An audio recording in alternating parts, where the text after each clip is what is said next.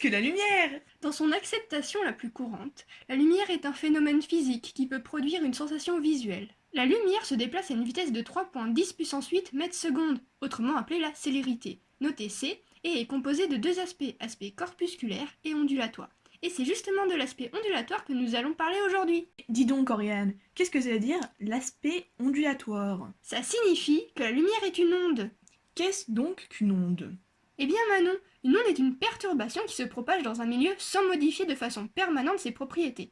Et c'est plus précisément une onde électromagnétique, c'est-à-dire qu'elle est composée de deux champs, un magnétique et un électrique, qui lui se propagent perpendiculairement au champ magnétique. Du coup, Oriane, comment ça fonctionne une onde? Dans un premier temps, on définit l'onde grâce à la longueur d'onde, notée lambda, qui est une grandeur se mesurant en mètres ou en nanomètres. Mais on utilise principalement le mètre pour les calculs. Quel calcul? Eh bien, pour calculer la longueur d'onde, on utilise la période t qui s'exprime en secondes et la fréquence v en hertz qui correspond au nombre d'oscillations par seconde. On exprime le rapport entre ces valeurs avec les calculs suivants. La fréquence est égale à 1 sur la période et la longueur d'onde est égale à la célérité fois la période. Mais c'est aussi égal à la célérité sur la fréquence. Mais concrètement, ça représente quoi la longueur d'onde? En gros, la longueur d'onde correspond à la distance parcourue par la lumière pendant une période. Mais du coup, ça sert à quoi tout ça? En fait, les ondes électromagnétiques sont classées en différentes catégories suivant leur longueur d'onde. Les rayons gamma, qui sont très énergétiques et extrêmement dangereux, qui sont compris en dessous de 10 micromètres, ou on peut aussi dire 10-11 mètres. Les rayons X, qui sont utilisés en radiologie, sont compris entre 10 micromètres et 10 nanomètres.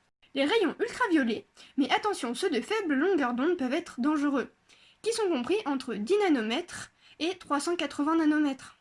La lumière visible, qui est compris entre 380 nanomètres et 780 nanomètres. Attends, comment ça la lumière visible? La lumière visible, c'est la partie du spectre électromagnétique que l'on peut voir. Chaque longueur d'onde de cette partie du spectre correspond à une couleur. Le spectre commence par le violet, avec une longueur d'onde de 380 nanomètres, et se finit par le rouge en 780 nanomètres. Cela forme un arc-en-ciel appelé spectre continu. Ah, d'accord. Et est-ce qu'il y a d'autres domaines de longueur d'onde? Bien sûr, il y a également les infrarouges compris entre 780 nanomètres et 1 mm, les micro-ondes comprises entre 1 mm et 1 mètre, et pour finir, les ondes radio, qui elles sont comprises entre 1 mètre et 100 000 km. D'accord. Eh bien, merci, car grâce à toi, je suis devenue une vraie experte de la nature ondulatoire de la lumière. De rien Manon, plus on est d'experts, plus on rit.